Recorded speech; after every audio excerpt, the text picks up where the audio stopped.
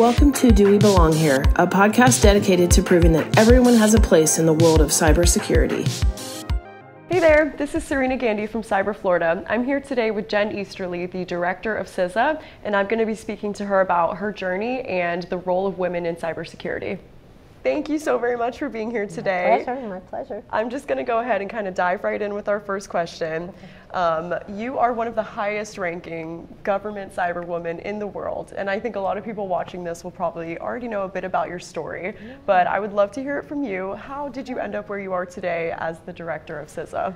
Yeah, well, it's been a long journey. I started out, the bulk of my career was in the U.S. military.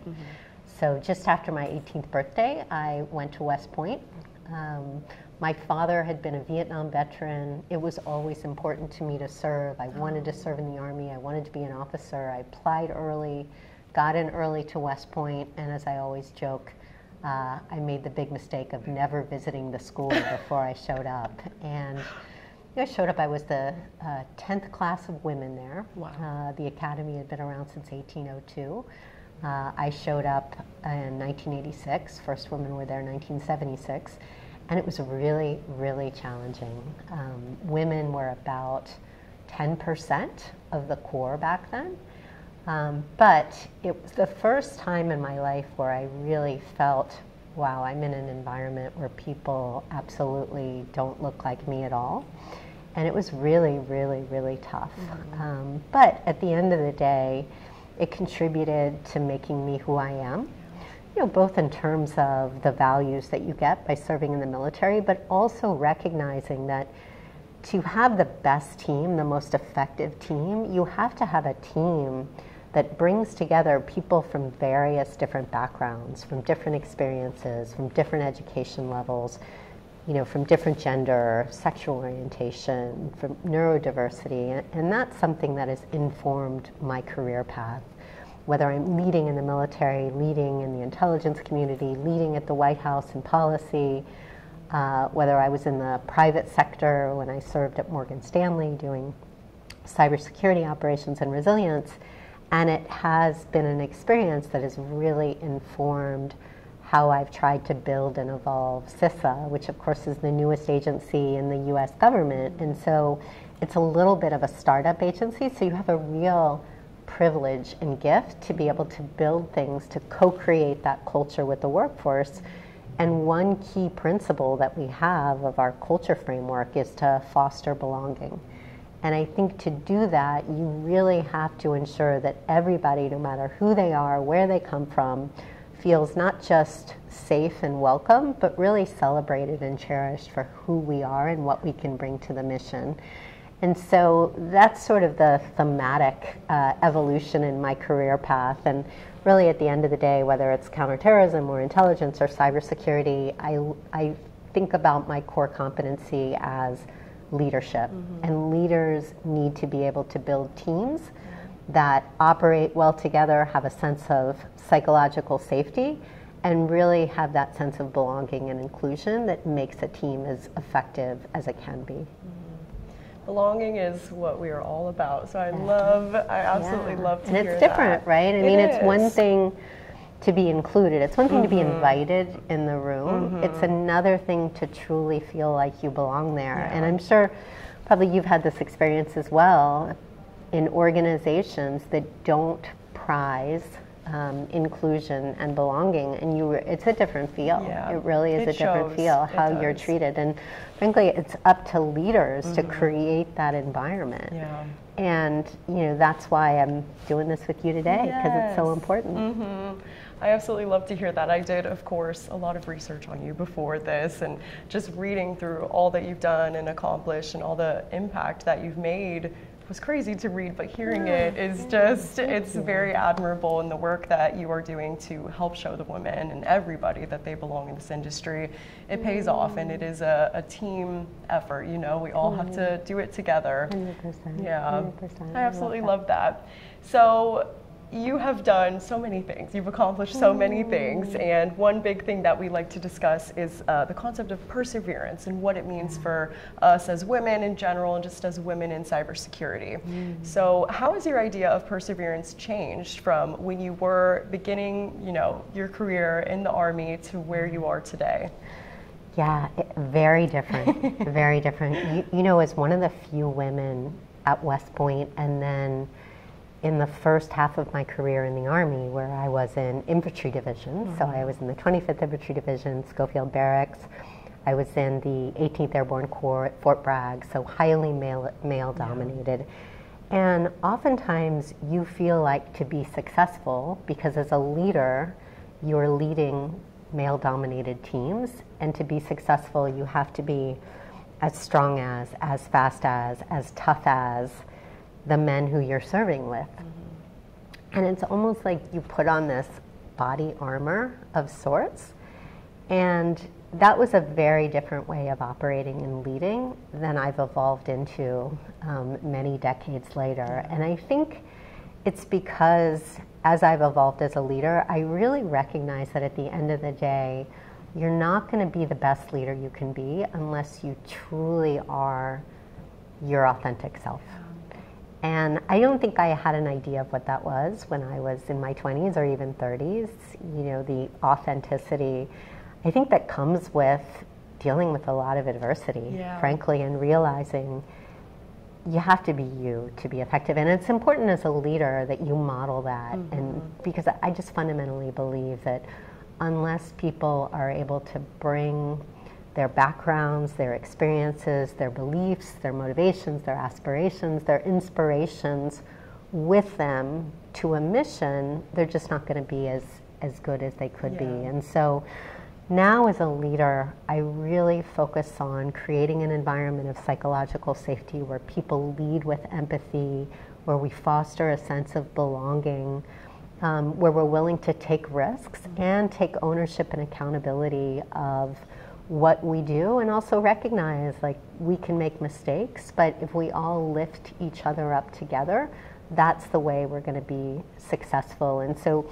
perseverance and resilience to adversity is like baked into what we do at CISA, because our job is to protect and defend critical infrastructure that Americans rely on every hour of every day in a world that is highly digitized, where there's so many threats. You know, disruption is inevitable. And you have to recognize that there will be disruption, but you can deal with it if you prepare for it, if you know how to respond to it, you know how to recover from it. And like at the core, that's really all about being resilient. It's having resilient infrastructure, it's having that operational resilience, but perhaps most importantly, it's having that personal resilience, that human resilience. And that's been a journey for me, you know, from cadet, whatever it was, many years ago, to the director of CISA, which frankly I never, you know, I would not have envisioned myself in this role leading America's cyber defense agency, but I will tell you, it's the best job I've ever had. It's a great privilege to be able to build something, establish a culture, and establish an environment where people want to work, want to do the mission, and feel like they are making an impact every day. Absolutely. It is all a team effort. Like we are all truly in this together. And it's funny because one of my questions was going to be, why is it important for us to be able to be our whole and authentic selves?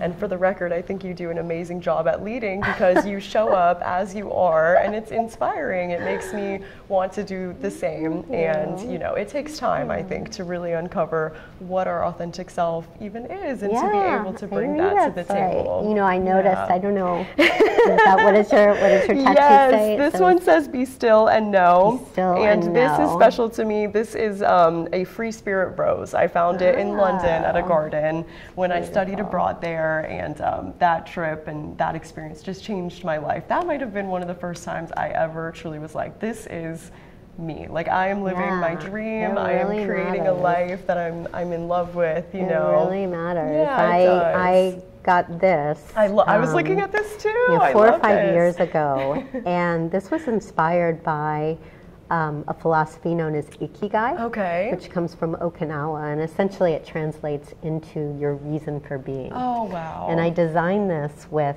a Turkish tattoo artist when I was so living up in New amazing. York City, and it comes down to the 4 things, and it's do what you love, do what you're good at, do what the world needs, and do what you can be rewarded for. That is And wow. that's really the sort of way that I try and live my life and the way that I try and build the organization. Everybody should wake up in the morning and be excited about what they're going to do, feel respected by their teammates, feel empowered by their leaders, and feel like we're making an impact every single day. And so I love, probably like you do with yours, I just love looking down at that every morning and reminding me of my purpose. And that purpose is also grounded in your point about authenticity and perseverance and resilience. What a beautiful philosophy to have. I truly love that. And one thing I've heard a lot of people talk about is the value of finding our why, because it is that driving force. It is your reason. Yeah. Yes, when we things had get Simon hard. Sinek come talk to us, about come that. talk to our team It's so about important. that. It's incredibly important. Because you know, if not, you're just like, what am I doing? Why am I here? 100%. The why is so much more important than the how. Absolutely. Because the why is really, that's the motivator for why we do what we do. So I love that. I could not agree more. So one thing we kind of touched on is the fact that this is all a team thing. We're all in this together, and I'm curious to know, what value do you think, what value do you see in women finding their community with organizations like WiCyS and these kinds of conferences? Why is community important for us? Yeah, it's really interesting because throughout most of my career, I was not around a lot of women. And I don't think I felt that sense of community for a while. To be very honest. I had 2 events in my life where I sort of recognized that there is something special about being around other women. The first was I lost my little brother to suicide. Oh, gosh. And you know, the friends, the girlfriends that I had that showed up for me and that understood just the bonds of family. That was something where I really fell back on relationships with women who had been special to me throughout my life. And then when I had my son, because there was just something special about being a mom. Yes. And there's just something unique about being with girlfriends who are other moms. But in my professional life, interestingly, it really wasn't until I joined the private sector where I found a large community outside of just my circle of friends. Right. And it was when I went to Morgan Stanley in New York City to be the head of our Cybersecurity Fusion Center. There was a group called Women in Technology. And I was like, oh, okay, I'll join it. Because I didn't know many people at the firm, and I was trying to build my own networks and experiences. And so I joined this community, and I remember going to the first conference or first sort of summit that they had, and it was like a revelation to me. It really was about women lifting each other up in the professional environment. And it really gave me a sense of, and I didn't, you know, I hadn't been exposed to WiCyS. It's actually, I became aware of WiCyS when I went to Morgan Stanley because some of our teammates were actually members of it. And so learned about WiCyS, learned about Girls Who Code, learned what the Girl Scouts were doing with their cyber badges, and then just was able to build this very strong, and community is the exactly right word. But you think about your community where you grow up and where you live, right? You don't necessarily think about the community, the professional community at work. And this was the first time where I felt that, and it was really, really cool. And you know, it was one of the things that very much informed what I'm trying to do with the team at CISA, is what we're co-creating together, is this sense of real community where people do, regardless of background, regardless of where they come from, neurodiversity, gender identity, sexual orientation, ethnicity, race, people feel like they belong to a community. And there could be separate different communities, but the CISA family is one really big community. And so it's really cool This is a great thing about getting older, is that you realize like every day is an opportunity to learn. Every day is an opportunity to be a better leader, a better teammate, a better human. And so I look back on where I started in my career, and we wouldn't be having this conversation, to be honest with you. But that's the beauty of being able to take what you've learned throughout your life and then manifest that in your leadership as you evolve. Oh my goodness. Again, I can completely relate to all of this. I can completely relate, and the value of community for me has changed so much, especially throughout this last year that we have been doing this whole process, because it is a different kind of community. You do think, oh, the people I grew up with, my family and my friends, but you know, work and our professional lives, that is a huge portion of our lives. We need people that, you know, care for each other, and they care about our well-being, and we're all in it together. And I feel that way about everybody I get to work with, and it makes me excited. It is part of that why, and it drives you. It's so valuable. It is, and I absolutely love to hear that is the kind of energy that you're bringing into building your team at CISA. Because we're trying. Yeah, you are. I'm curious to know, what is your process when you are building your team? How does the government retain and recruit the top talent in cybersecurity? I mean, I think it starts and maybe ends with one word. Which is culture. Peter Drucker, famous management consultant, once said that culture eats strategy for breakfast. And it's important in any organization to have vision and strategy, and I'm responsible for setting that for CISA. But when I came to this organization almost 3 years ago, I knew that the most important thing would be to work with our teammates to co-create that culture framework. What are our values? What are those principles that really identify and define what we expect from each other, those behaviors that we expect from each other, and what we aspire to be as an organization? And so we laid out the core values: collaboration, innovation, service to the nation, accountability to the American people, and then 12 core principles that really define who we want to be. And I think at the end of the day, if you have that culture where people feel like you want to foster belonging, you want to lead with empathy, you want to communicate effectively, you want to give constructive feedback, you want to have ownership and inclusion, and be willing to acknowledge failure, but then also pick yourself up with your teammates and continue to learn, really have that growth mindset, frankly, I think you are going to be able to attract the best folks. And I'm really excited to say, because when I took this job, we were sort of less than 2,000 people, and now we're up around almost 3,400. Oh my goodness. So total, we've hired over 1,600 people over the last 2 years with low attrition. That's a lot. And it's fantastic.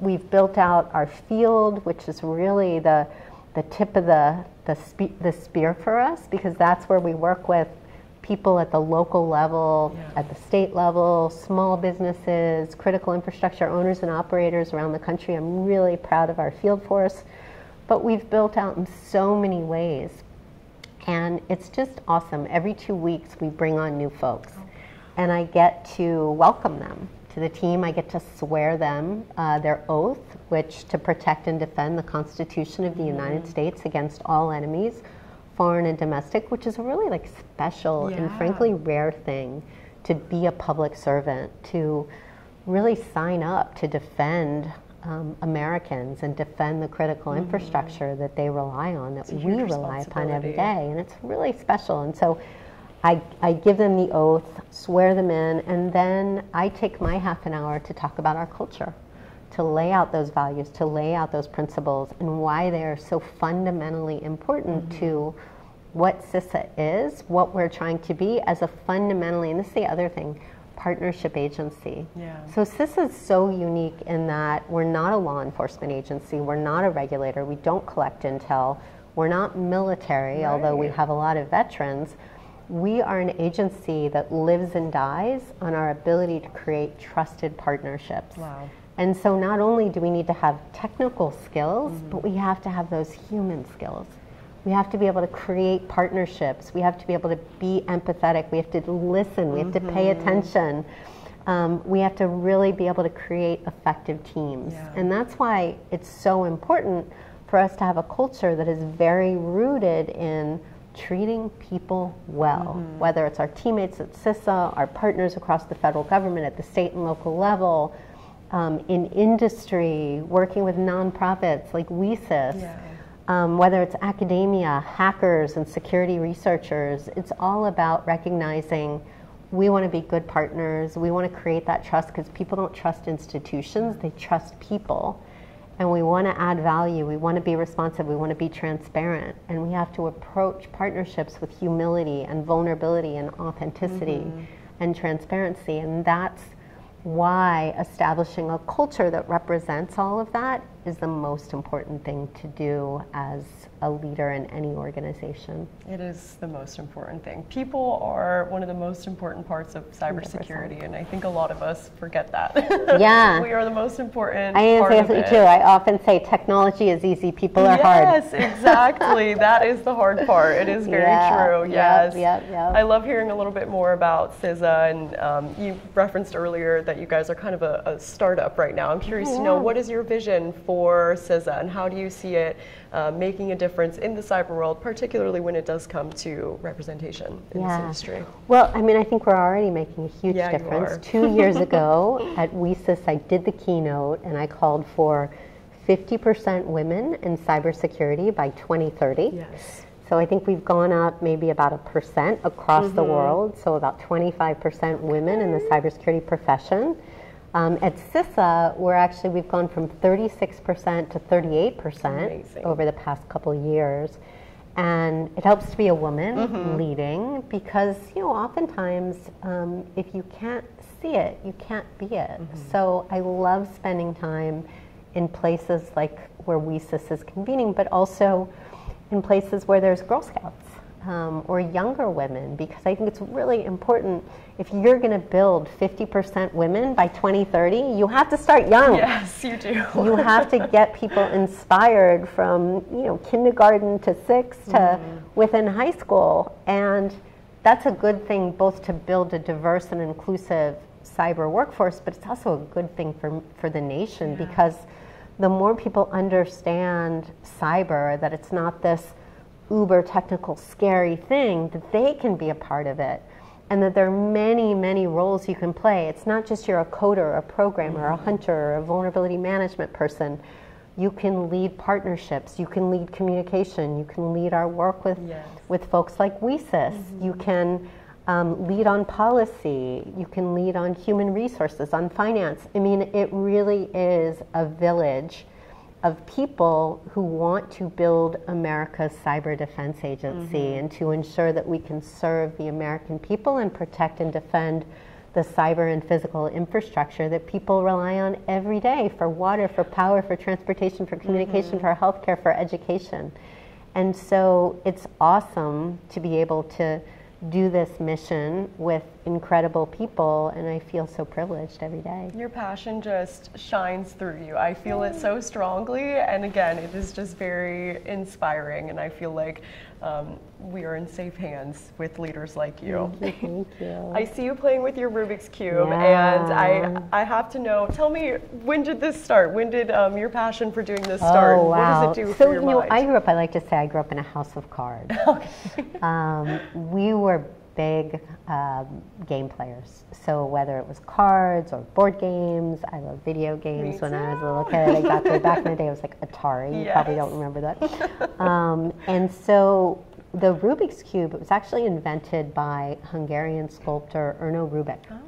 And I want to say 1972, but it didn't get released to the world until 1980 when I was 11. And so I remember when it came out and I got immediately obsessed with it. I had to learn how to solve it. And I'll tell you, it took a long time for me to figure it out.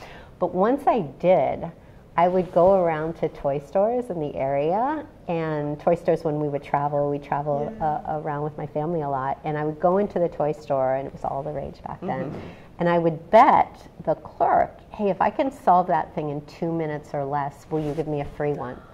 Now, you can go on YouTube and see like a 6-month-old solving the Rubik's Cube with her toes in like 8 seconds. I'm exaggerating, but not that much. But back then, 2 minutes was a really big deal. I mean, it took Erno Rubik a full month to solve the cube, and he invented the thing. Wow. So I just got really obsessed with the puzzling around it, and it was super fun. So I've collected these things my whole life, and I also really like the whole sentiment around it, because I think to be successful in cybersecurity, you kind of have to have that sense of being a puzzler of sorts. You know, Erno Rubik famously said, if you're curious, you'll find the puzzles around you. If you're determined, you'll solve them. Oh, wow. And so I just love the sentiment. And we created, with our fantastic digital team, created, let's see here, we created the CISA cube. And so, oh my gosh. It's got the CISA seal on front of it, which is super cool, and that's kind of become our signature thing. And so I'm very happy to present you with the with CISA mine? cube. Oh my goodness. Okay. I feel like I CISA owe it to cube. you. I'm gonna finish it. I'm gonna do it, and I'm gonna let you know. I will leave you with a one that's done, but you will send me the video if you solve it. It might be a month-long video, but I'll do my best. It's all right. Doesn't matter. Oh, I love that. Matter. It's just the effort to try. It's true. It's just the trying, and I feel like that fits in so well with just your philosophy to always keep learning and keep pushing your mind and growing. And I think it is important, especially in this industry, because we know it is always changing, it's always growing and learning, so we have to as well. I think my final question for you today is, aside from this, I know that you are an electric guitar player, and I'm curious to know, if you had to choose a soundtrack of your life to play on the electric guitar, what would it be? Wow. The soundtrack of my life. So it's funny, before I speak, because I speak a lot, I will typically crank something up on my earphones, and that gets me jazzed up. And so it depends, you know. I have a couple favorites. I really like AC/DC's Thunderstruck, which is incredibly hard to play on the electric guitar. And to be fair, I am pretty much a beginner, but I love Thunderstruck. I love the version Higher Love that Whitney Houston does, which is fantastic. I'm a big fan of Beyonce and Texas Hold'em, so I've been teaching myself to play on that. And you have to get a video in this outfit. We need that. Exactly. And then, but the latest thing I've been teaching myself is Tracy Chapman, Fast Car. Oh my gosh. I don't know if you saw that she did at the Grammys with Luke Combs, who had a version. And I just love it. I love the sound of it. I love the sentiment of it. And so that's the latest thing I've been playing. But you know, I love the electric guitar. I started playing it, so during COVID, we got my son a guitar. And he got very good at it. And it was something that I wanted to do with him. And so I got this about 2 years ago. I got a teacher, and it gives me so much joy. Both to learn a new skill, but just the music and creating things. And then I have a couple folks on my team that play, so we can do stuff together, which is really, really cool. Sessions. Yeah, jam sessions together. And so yeah, it's just one of those things, you sort of alluded to it, like, you know, you have to love what you do, because talking about work-life balance doesn't at the end of the day make a lot of sense, because if you work, you spend most of your waking hours working, and it's why it's so important to love what you do. It comes back to this whole concept of ikigai. And so I don't believe in work-life balance.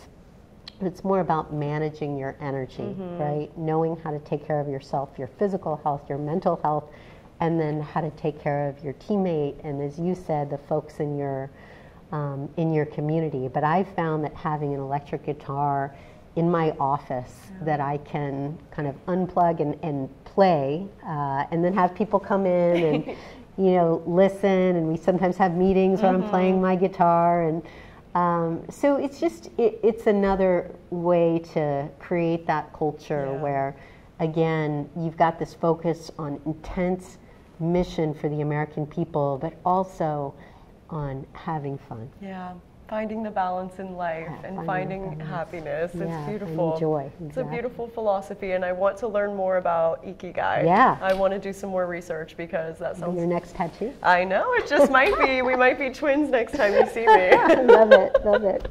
Well, thank you so very much for joining me today. This has been an amazing conversation. My pleasure. I've looked forward to meeting you for so long, and this has just been great. So thank you. My pleasure. Thank you so much. Thank you for listening to the Do We Belong Here podcast produced by Cyber Florida. To learn more about the show, visit cyberflorida.org or connect with us on social media at Do We Belong Pod.